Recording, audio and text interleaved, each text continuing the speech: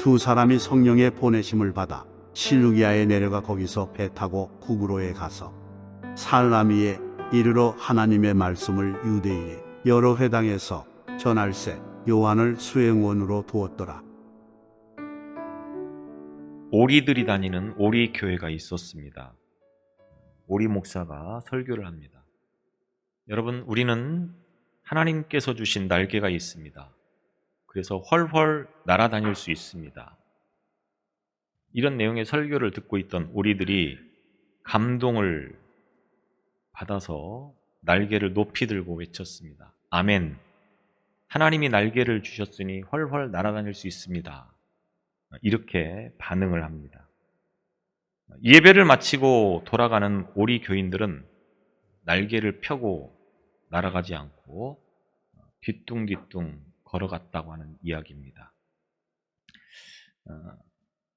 우리가 말씀의 능력, 성령의 능력을 믿는다라고 아멘합니다. 그리고 그 말씀의 능력과 성령의 능력을 의지해서 살아가려고 하는 마음의 결단을 해봅니다. 그런데 삶의 현실은 어떻습니까? 말씀의 능력과 성령의 능력은 내 삶과 아무런 관계가 없는 삶을 살아갈 때가 참 많다라고 하는 것입니다.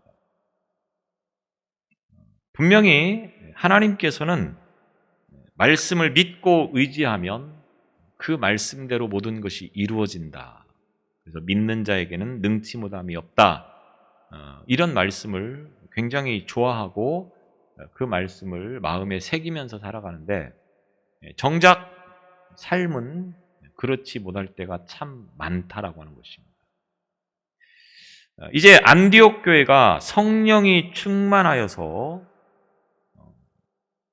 지도자 5명 가운데 바나바와 사울을 따로 세우라고 말씀하심에 순종을 하게 되어집니다. 지난주에 말씀을 드렸듯이 바나바와 사울은 안디옥 교회에 있어서 굉장히 중요한 역할을 하고 있는 그런 인물이었다라고 하는 것입니다. 그런데 안디옥 교회 입장에서 보면 이 두 사람이 교회를 빠져나간다고 하는 것은 커다란 타격일 것 같고 교회에 막대한 지장을 초래할 것 같은 그런 생각을 하지 않을 수가 없었던 상황이었지만 하나님께서 말씀하셨기 때문에 이제 이 두 사람을 기도하고 그리고 안수한 다음에 선교사로 파송을 하게 되어집니다. 이제 오늘 4절에서부터는 대략 AD 47년에서 49년까지 계속되었던 사도 바울의 1차 선교 여행의 시작을 알려주고 있는 말씀을 보게 되어집니다. 그래서 오늘 이 4절로 12절까지를 통해서 보면 이 두 사람이 선교사로 파송을 받고 가장 먼저 어디로 가서 어떤 사역을 하였는가라고 하는 내용을 보여주는 말씀을 우리가 보게 되었습니다. 이 두 사람이 보내심을 받아, 성령의 보내심을 받아라고 4절에서 기록하고 있습니다. 보내심을 받아라고 하는 이 말은 멀리 파송해 보내다라고 하는 의미가 되겠습니다. 바울과 바나바가 안디옥 교회에서 파송을 받아서 이제 선교지로 출발을 하지만 실질적으로 이 두 사람을 선교사로 보낸 것은 바로 성령이었다라고 하는 것을 우리가 보게 되어집니다. 그래서 두 사람이 성령의 보내심을 받아 성령께서 이 두 사람을 이제 선교사로 보냈다라고 말씀을 하고 있는 것입니다. 이들은 안디옥 교회에 있어서 최고의 지도자들이었고 최고로 헌신된 그런 인물들이었습니다. 그렇다 할지라도 안디옥 교회에서는 절대적으로 필요했던 사람이었지만 하나님께서 말씀하신 것을 순종하여서 결국은 우리 교회가 나아가야 할 방향, 또 모든 교회가 나아가야 할 방향이 무엇인가를 분명하게 제시를 해주고 있습니다. 물론 우리 교회가 많은 사람들이 모여서 일을 하는 것도 참 중요한 것입니다. 그런데 결국은 교회에 하는 일은 뭡니까? 선교를 하기 위해서, 다시 말하면 사람 죽어가는 그 영혼들을 구하기 위해서 교회의 존재가 필요한 것이고, 그 일을 감당하는 것이 무엇보다도 소중한 것이기 때문에 이 일이 무엇보다도 우선시 되어져야 된다고 하는 것을 우리가 이 말씀들을 통해서 접하게 되어집니다. 이 두 사람은 이제 성령의 인도하심을 받아서 본격적으로 선교 여행을 가기 위해서 실리기아라고 하는 곳으로 갑니다. 이곳이 항구였기 때문에 이제 배를 타고 가기 위해서 이곳에 가서 배를 타고, 그리고 어디로 갑니까? 구브로라고 하는 곳으로 갔다고 오늘 본문의 말씀을 보여주고 있습니다. 자, 말씀을 들어가기 앞서서 잠깐 혹시 지도 준비됐나요? 지도 한번 보여줄래요? 바울의 1차 선교 여행의 지도. 적어서 잘 안 보이나요? 그 중간 부분에 보면 섬이 하나 보이죠? 거기를 조금 확대해 줄 수 있나요? 안 되나? 잘 안 보이시나요? 저기 보면 대륙에서 떨어진 중간 지점에 섬이 보이죠? 거기가 바로 구브로라고 하는 섬입니다. 오늘날 지명은 사이프로스, 키프로스라고 그렇게 불리어집니다. 이 섬에 가장 먼저 와서 이제 전도를 시작했다라고 하는 겁니다. 그래서 지금 저기 색깔이 무슨 색이라고 해야 되나요? 저거를 연두색이라고 해야 되나요? 저 지점이 터키라고 하는 나라인데, 터키를 중심으로 해서 이제 바울이 선교 여행을 시작하게 되었습니다. 그래서 그 파란색 선 보이시죠? 그 파란색 선을 따라서 이제 움직였던 것으로 보입니다. 제가 지금 잘 안 보여서 대략 눈으로 보여지는 부분만을 설명을 드리겠습니다. 파란색 선을 따라서 대륙에서 섬으로 간 저곳이 바로 오늘 처음 도착한 실루기아라고 하는 곳입니다. 구브로 섬에서 전도를 시작하는데 먼저 도착한 곳이 실루기아라고 하는 곳입니다.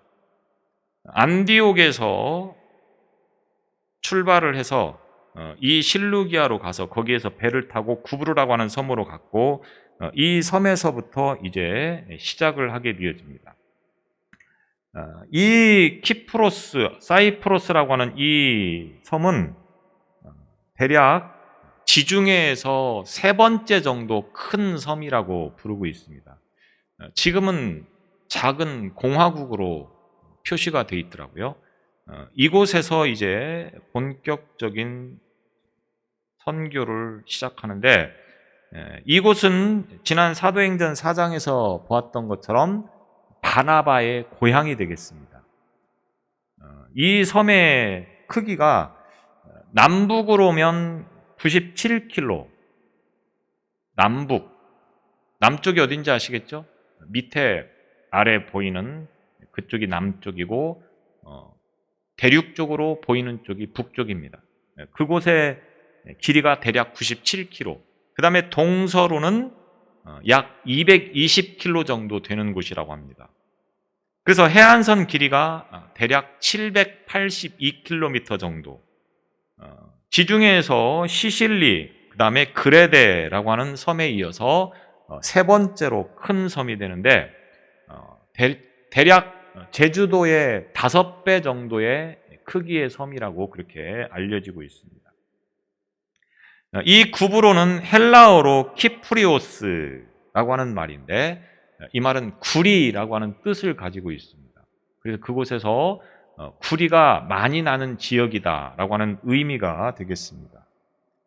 그리고 여기에는 황양목과 염전으로 유명하다고 에스겔 27장 6절을 통해서 보면 기록되어 있습니다. 헬라인은 지중해에서 가장 아름다운 섬이라고 생각을 하여서 미의 여신인 비너스가 바로 이 구브라 앞바다에서 태어났다라고 그렇게 믿고 있습니다. 그리고 비너스 신전도 이 섬 안에 있다고 그렇게 말을 하고 있습니다.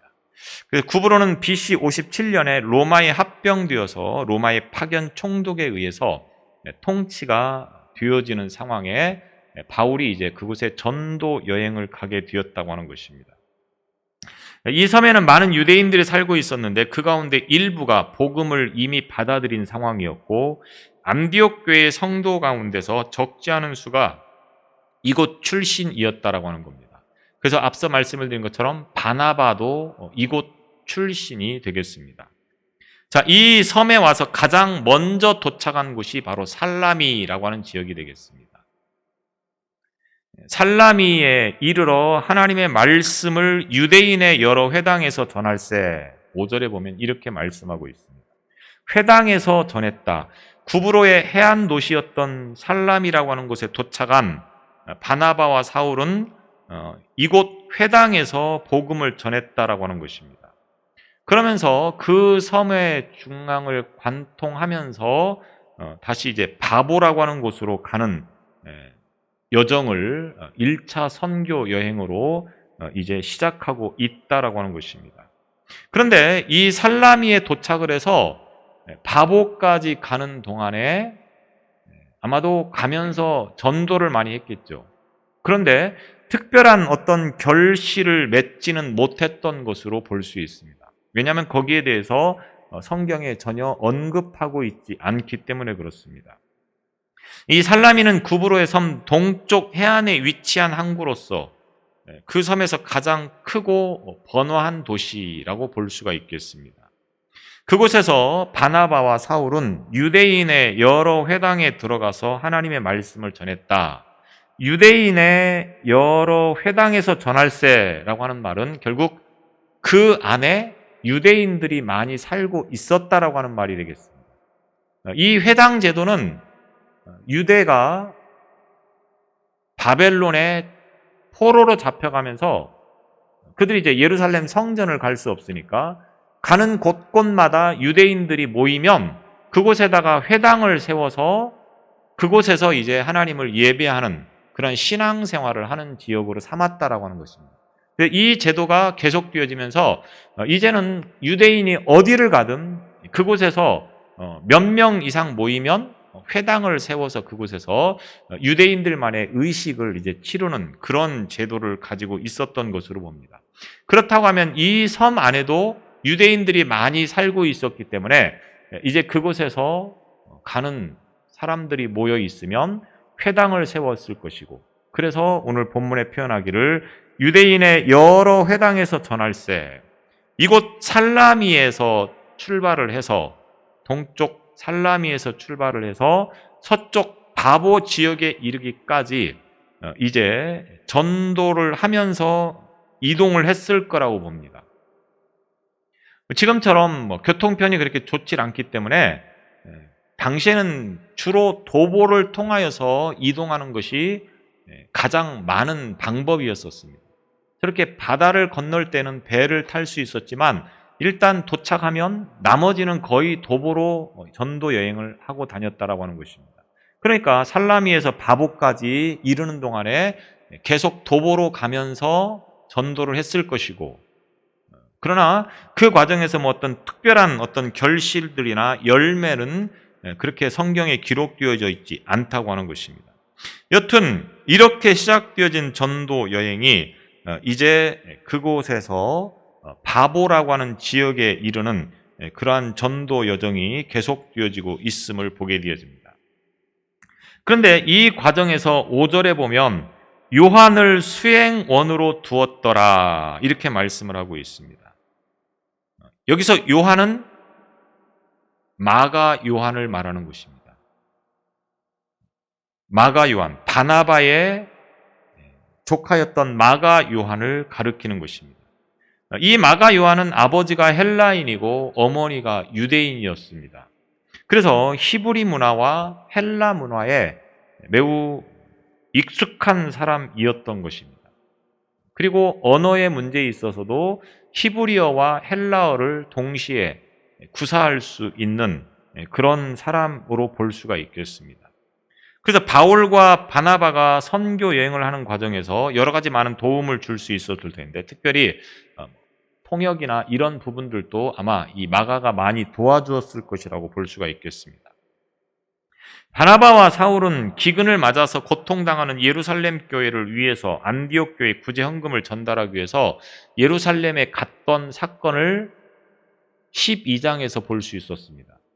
그리고 그곳에서 귀가 다시 돌아오는 길에, 안디옥으로 오는 길에 이 마가 요한을 데리고 왔다고 하는 것을 사도행전 12장 25절을 통해서 우리가 볼 수 있었습니다.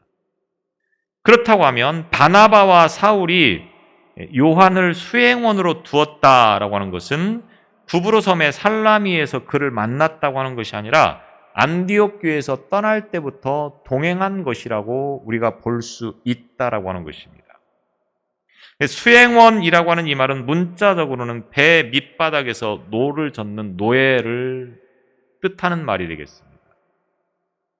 그런데 성경에서는 이 수행원이라고 하는 단어가 대부분 성전이나 관청에 소속되어 일하는 종들을 가리키는 그런 표현을 쓸 때, 그래서 하속 또는 관속 이런 표현들을 우리가 복음서를 통해서 볼 수 있는데, 이런 표현들을 쓸 때 이 수행원이라고 하는 단어를 썼다고 하는 겁니다.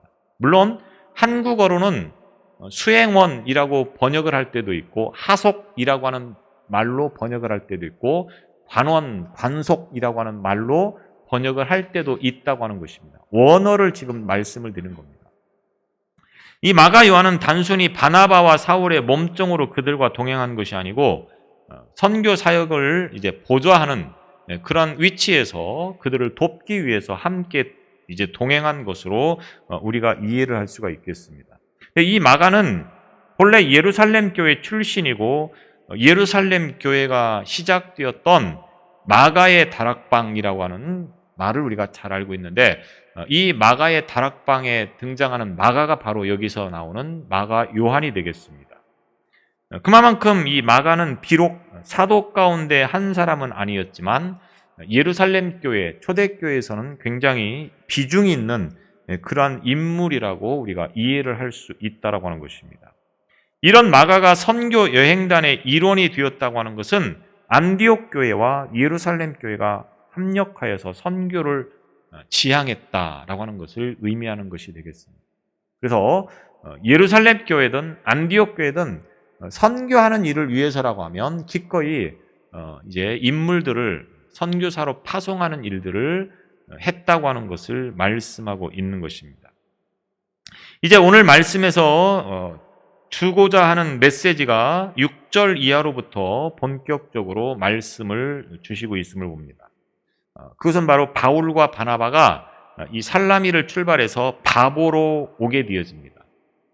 이곳에서 이제 선교의 방법은 구체적으로 보여주고 있습니다. 선교를 하는 방법에는 여러 가지가 물론 있겠죠. 단순히 복음을 선포하는 일들도 선교의 방법이 되겠고, 또 병자를 고쳐서 하나님의 어떤 능력을 보여줌으로 그들을 전도하는 그런 일로 삼기도 하고, 또 귀신을 쫓아내서 하나님의 능력을 경험하게 하기도 하고, 또 가난한 나라에 가서 구제하는 일을 통하여서 그들을 교회 안에 오게 해서 그들로 하여금 예수를 믿게 하는 그런 방법 등 다채로운 방법을 가지고 선교를 하게 되었습니다. 대부분 선교를 할 때, 시작할 때 우리나라도 그랬지만 그냥 말씀만 선포해서 영혼들을 구원하기는 쉽지 않습니다. 그 나라 문화와 환경을 잘 활용을 해서 예를 들면 어려운 아프리카나 동남아나 이런 데 가서 선교를 하는 선교사님들이 가장 쉽게 접근할 수 있는 것은 구제. 그들은 굉장히 먹고 사는 게 힘드니까 그런 것들을 도와줌을 통하여서 그들로 하여금 예수를 영접하게 하는 그런 단계로 발전시키는, 물론 그것도 쉽지 않은 것이지만 그런 방식을 가지고 이제 선교를 한다고 하는 것입니다. 바울과 바나바도 선교를 할 때에 물론 복음도 선포를 했겠지만 그 외에 여러 가지 많은 방법들을 사용하게 되어지는데 이곳 바보에 와서 어떤 방법으로 선교를 하는가라고 하는 것을 우리가 오늘 본문을 통해서 보게 되어집니다. 이 바보는 구브로 섬의 서쪽 끝에 있는 항구 도시가 되겠습니다. 그래서 이 바보는 아프로디테 신전이 있는 곳이고 로마에서 파견되어진 총독의 관저가 있는 곳이 바로 이 바보라고 하는 지역입니다. 우리가 쓰는 바보라고 하는 단어가 자꾸만 떠오를지 모르겠는데 영어 표현이기 때문에 본래는 바보가 아니고 바포스라고 하는 그런 단어를 이제 쓰는데 우리 성경에는 여튼 바보라고 하는 참고로 우리 성경이 지금 이 기록되어진 번역되어진 이 상황이 굉장히 오래된 성경이기 때문에 그 당시의 언어들을 중심으로 번역을 하다 보니까 이제 요즘 젊은 사람들이 쓰는 그런 단어와는 굉장히 많은 차이를 보이고 있습니다. 요즘 젊은 층에서 쓰고 있는 언어들을 기성세대는 잘 모르는 단어들이 참 많습니다.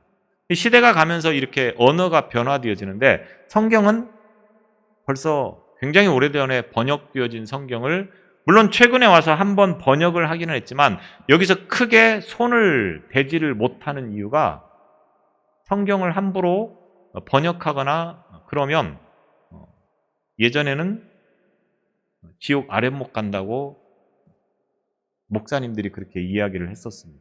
감히 이 성경 거룩한 하나님의 말씀을 쉽게 손을 대기가 쉽지 않다라고 하는 겁니다. 요즘에는 굉장히 이 성경을 쉽게 번역하기 위해서 쉬운 성경, 현대어 성경, 현대인의 성경 굉장히 다양하게 성경들이 기록이 되어 있는데 여튼 우리가 보는 성경은 굉장히 오래전에 이제 번역되어진 그런 언어들을 중심으로 쓰다 보니까 그리고 요즘에 들어와서 한번 번역된 성경이 지금 개역 개정이 대략 나온 지가 한 20여 년 됐나요? 20여 년까지는 안 됐나? 여튼 한번 번역이 되면서 약간 단어를 바꾼 단어들이 굉장히 많이 있습니다.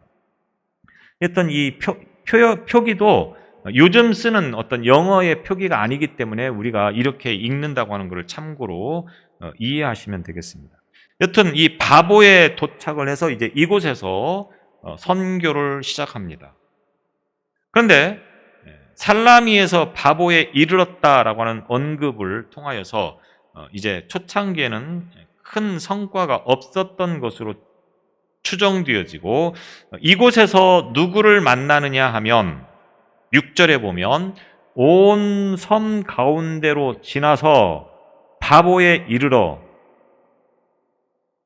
살람이라고 하는 지역에서 바보에 이르는 그 섬을 관통을 해서 이제 이 바보라고 하는 지역에 도착을 했다고 하는 것입니다. 그리고 여기에서 누구를 만나느냐? 바예수라 하는 유대인 거짓 선지자인 마술사를 만나니 이렇게 표현하고 있습니다. 우리 성경에 지금 마술사라고 표현하고 있는데 예전 성경을 혹시 기억하시는지 모르겠는데 거기에 보면 박수라고 그렇게 기록이 되어 있습니다. 박수무당, 우리나라가 그렇게 박수무당이라고 하지 않습니까? 그런데 이 박수무당을 마술사라고도 번역을 하기 때문에 오늘 성경에는 마술사라고 번역을 해놓고 있습니다. 여튼 그가 누구냐? 유대인이라고 하는 것입니다. 유대인인데 선지자는 선지자인데 거짓 선지자라고 말하고 있습니다. 이 바예수라고 하는 거짓 선지자를 만났는데 그가 누구와 함께 있습니까? 총독 서기오 바울과 함께 있었다 이렇게 말하고 있습니다. 앞서 말씀을 드린 것처럼 이 바보라고 하는 지역에는 로마의 총독 관원이 바로 여기에 있습니다. 관저가. 총독이 바로 이곳에 거주를 하고 있다고 하는 말이 되겠죠. 로마에서 파송되어진 총독 서기오 바울, 이 사람이 바로 이 바보라고 하는 총독 관저에서 생활을 하고 있는데 당시에 이 총독들은 마술사들을 옆에 한 사람씩 데리고 있었다고 하는 것입니다. 그런데 마침 그 마술사가 누구였느냐 하면 유대인이었던 바예수라고 하는 사람이었다고 하는 거죠. 그래서 항상 이 마술사 바예수가 총독 옆에 함께 있었다라고 하는 말이 되겠습니다. 그래서 바예수라고 하는 이 말은 바는 아들이라고 하는 뜻입니다. 예수는 우리가 잘 아는 것처럼 여호수아라고 하는 이름입니다. 바예수, 그럼 뭡니까? 여호수아의 아들이라고 하는 의미가 된다고 하는 것입니다. 원래는 유대인이었는데 유대인들이 자랑하는 사람 가운데 한 사람이 누구냐면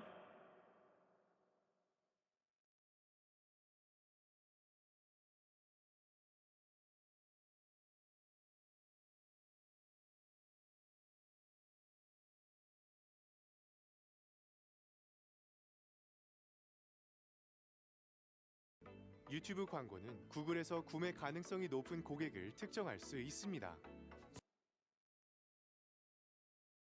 히브리식 이름이 있고 헬라에 거주를 하면 헬라식 이름을 가지고 있고 로마에 거주를 하면 로마식 이름을 가지고 있고 마치 우리나라가 우리나라 사람인데 미국 가 살면 미국 이름으로 사는 것처럼 그런 식이었다고 하는 겁니다. 이 바예수가 히브리 사람이기 때문에 유대인이었기 때문에 유대인 이름은 바예수였는데 헬라식으로는 엘루마라고 하는 이름을 가지고 있었다라고 하는 것입니다. 이 엘루마라고 하는 이름의 뜻이 뭐냐? 그 옆에 가로를 치고 뭐라고 하고 있습니까? 번역하면 마술사라 이렇게 기록하고 있습니다. 마술사 또는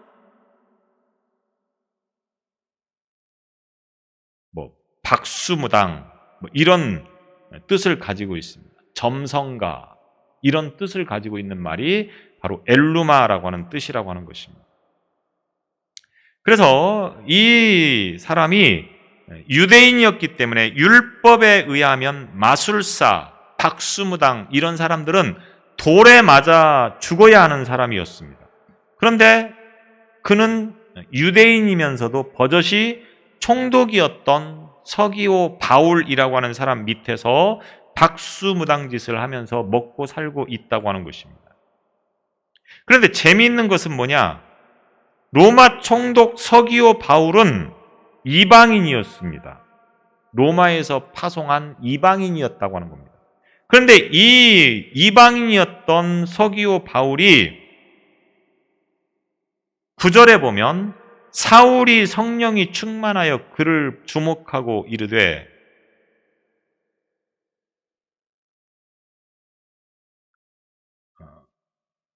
바예수라고 하는 이 박수무당을 주목하여서 보고 있다 이렇게 표현을 하고 있습니다. 이방인이었던 서기오 바울은 7절에 보면 지혜 있는 사람으로 바나바와 사울을 불러서 하나님의 말씀을 듣고 싶어 했던 반면에 유대인이었던 바예수는 어떤 짓을 하고 있습니까? 이 서기오 바울이 예수 믿는 하나님의 말씀을 듣지 못하도록 방해를 하고 있었다라고 하는 것입니다. 8절에 보면 그들을 대적하여 총독으로 믿지 못하게 힘쓰니 히브리인은 유대인은 하나님의 말씀을 듣지 못하게 하고 있고 이방인은 하나님의 말씀을 듣고 싶어하고 이런 지금 상황을 펼치고 있습니다. 그래서 바울이 이런 사실을 알고 성령이 충만하여 그를 주목하고 9절에 이렇게 말하고 있습니다. 여기서 이름이 바울이라고 하는 사울이 성령이 충만하여 이렇게 기록하고 있습니다. 이제 그동안은 그의 이름이 무엇이었습니까? 사울이라고 하는 이름을 가지고 있는데 처음 그 이름이 바울이라고 하는 이름으로 사용되어지는 것을 오늘 9절에서 소개를 하고 있습니다. 이제는 우리가 이 사도행전을 보면서 사울이 아닌 바울이라고 하는 이름으로 바뀐 것을 우리는 보게 되어지는 것입니다. 사울이라고 하는 이름은 히브리식 이름이 되겠죠. 이 사울이라고 하는 이름의 뜻은 큰 자라고 하는 뜻을 가지고 있습니다. 그의 이름을 로마식 이름으로 바울이라고 부르는데 이 바울이라고 하는 이름은 작은 자라고 하는 뜻을 가지고 있는 것입니다. 그래서 이제 이 이름이 바뀌어서 활동을 하는, 사역을 하는 그런 일들을 감당하고 있습니다. 근데 여튼 이 히브리인이었던 바예수가 박수무당 노릇을 하면서 총독이었던, 자기가 모시고 있던 총독이었던 서기오 바울이 하나님의 말씀을 들으려고 하니까 그것을 방해합니다. 왜? 자기 밥그릇 빼앗길까 봐. 만약 이 서기오 바울이 하나님의 말씀을 듣고 자기를 쫓아내면 자기는 밥그릇을 뺏기는 거 아니겠습니까? 그러니까 이것들이 이제 염려스러워서 하나님의 말씀을 듣지 못하게 방해를 했다고 하는 것입니다. 그리고 바울은 이것을 알고 성령이 충만하여 그를 주목하고 복음 전파를 함에 있어서 방해를 받는 일들이 참 많이 있습니다. 바울은 이제 성령이 충만하여서 그를 주목했다. 주목하고라고 하는 이 말은 한 곳을 뚫어지게 응시하는 것을 말하는 것입니다. 다시 말하면 사도 바울이 바예수의 눈을 뚫어지게 보았다라고 하는 것입니다. 이 말은 성령이 충만한 눈으로 마귀에게 사로잡혀 있는 바예수의 눈을 응시했다라고 하는 겁니다. 바울은 귀신에게 사로잡힌 자입니다. 귀신을 향하여서 이제 싸우는, 영적 싸움을 하는 과정에서 어떻게 해야 되는가라고 하는 것을 우리는 이 말씀을 통해서 보게 되었습니다. 뚫어지게 쳐다보는 거죠. 뚫어지게. 왜냐하면 영적 싸움이기 때문에 그렇습니다. 그래서 귀신 들린 사람한테는 먼저 눈싸움을 하라고 하는 겁니다. 그래서 눈싸움에서 이기는 자가 이긴다고 하는 겁니다. 사람의 어떤 육적인 눈을 가지고 보는 것이 아니고 하나님께서, 예수께서 함께 하시는 그런 믿음의 눈을 가지고 그 귀신을 바라볼 때 그 귀신이 물러가게 된다고 하는 것을 말하는 것입니다. 그러면서 10절에서 그 바예수를 향하여서 저주를 선포하는 말씀을 보게 되어집니다. 그래서 10절에 보면 모든 거짓과 악행이 가득한 자요 마귀의 자식이요 모든 의의 원수여 주의 바른 길을 굽게 하기를 그치지 아니하겠느냐. 예수의 이름으로 이제 귀신 들린 이 바예수를 향하여서 선포하는 말씀이 되겠습니다. 그러면서 11절에 보면 보라 이제 주의 손이 내 위에 있으니 네가 맹인이 되어 얼마 동안 해를 보지 못하리라. 이렇게 선포를 하는 것입니다. 앞을 보지 못할 것이다. 이렇게 선포를 해버리는 것입니다. 그러니까 성령이 충만한 이 바울이 귀신을 저주해서 결국 마술사였던, 박수무당이었던 엘루마, 바예수를 장님으로 만들어 버리는 것입니다. 그리고 12절에 보면 이에 총독이 그렇게 된 것을 보고, 총독이 그 모든 상황을 눈으로 지켜보았다라고 하는 것입니다. 그래서 박수무당이 장님이 되는 것을 보았고 기적을 보여주는 하나님의 능력을 보았다라고 하는 것입니다. 그래서 어떻게 했습니까? 그것을 보고 믿으며 주의 가르치심을 놀랍게 여기더라. 하나님 앞에 기적을 통하여서 이방인이었던 이 서기오 바울이 하나님의 능력을 경험하고 이제 그를 놀랍게 여겼다. 이렇게 기록을 하고 있는 것입니다. 하나님께서는 바나바와 사울을 선교사로 보내면서 그냥 보낸 것이 아니고 때에 상황에 맞추어서 일할 수 있도록 능력을 베풀어 주시는 것을 우리는 이 말씀을 통해서 보게 되어진다고 하는 것입니다. 내가 하나님 앞에 부름받고 나아간다고 하는 것은 내 능력을 보고 하나님이 나를 부르신 것이 아니고 성령께서 능력을 부어 주셔서 그 일을 감당하게 하신다고 하는 것입니다. 그래서 거듭 말씀을 드리는 거지만 내가 주님 앞에 부름받아서 일을 하는 것은 내 능력이 아닙니다. 내가 많이 배우고 내가 능력이 있고 내가 머리가 뛰어나서 하나님이 나를 불러서 세운 것이 아니고 하나님께서 모든 상황에 맞도록 이미 바나바나 바울은 성령이 충만한 사람 아니었겠습니까? 그런데 지금 여기에서 귀신을 쫓아내야 되는 이 상황에서 다시 한번 성령이 충만하여서 성령이 충만케 그들을 하여서 결국은 이 일을 감당할 수 있도록 하셨다라고 하는 것을 우리가 말씀을 통해서 보게 되어집니다. 우리가 하나님의 일을 감당함에 있어서 이 말씀을 마음에 새기면서 우리는 믿음으로 이 말씀을 믿고 나아가야 된다고 하는 것입니다. 그래서 우리가 전도를 하고 또 선교를 나갈 때 자신의 능력을 가지고 나는 말을 잘 못합니다. 이런 어떤 생각을 가지고 나아가는 것이 아니고 예수께서 함께 하셔서 내가 어디 가서 무슨 말을 하도록 분명히 해 주신다고 말씀하고 있습니다. 그러므로 철저하게 기도하고 성령의 인도하심을 받고 나아가면 이 일들을 감당할 수 있게 되어진다고 하는 것입니다. 오늘날 문제는 뭐냐? 선교사들이 성령의 인도함을 받고 과연 선교지로 나갔느냐? 부끄러운 이야기지만 제가 이런 말씀을 드리는 것이 조금 마땅치 않다라고 생각이 되어지기도 하지만 선교사들 가운데 정말 신실하게 하시는 분들도 참 많은데 도피 삼아 간 선교사들도 굉장히 많다고 하는 것입니다. 한국에서 목회하다가 힘드니까 일단 나가는 겁니다. 왜? 나가면 선교비로 충분히 생활하는 데는 지장이 없으니까. 대부분은 다 신실하게 하시지만 그렇지 않는 분들이 참 많다고 하는 것을 말씀을 드리는 겁니다. 선교는 내가 가고 싶어서 가는 것이 아니고 성령께서 인도해 주셔야만이 그 길을 가는 것이라고 하는 것을 우리는 이 성경을 통해서 분명히 보게 되어집니다. 우리 또한 성령께서 나에게 말씀하시고 나를 인도하시면 우리는 거기에 절대적으로 순종하는 그런 믿음을 가지고 있어야 된다고 하는 것입니다.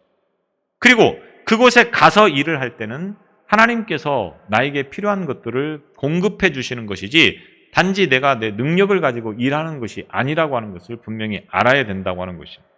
사도 바울이 물론 그가 준비되어진 선교사이겠지만 이렇게 사역을 할 수 있었던 것은 철저하게 성령께서 그의 모든 걸음을 인도하셨기 때문에 가능했다라고 하는 것입니다. 그래서 가는 곳마다 필요한 사람들을 붙여주시고 동행하게 해주시고 그래서 사도 바울이 될 수 있었다라고 하는 것입니다. 오늘 우리의 모든 믿음의 길은 성령이 충만함으로 인하여서 이를 감당할 수 있는 신앙이 되어진다고 하는 것을 오늘 믿고 이 성령의 인도하심 앞에 순종하는 믿음으로 오늘 사역을 감당하는 저와 여러분의 삶과 신앙이 되시기를 바랍니다. 기도하시겠습니다. 우리에게 하나님께서 귀한 사명을 허락하여 주시고 감당할 수 있도록 인도하심을 감사합니다.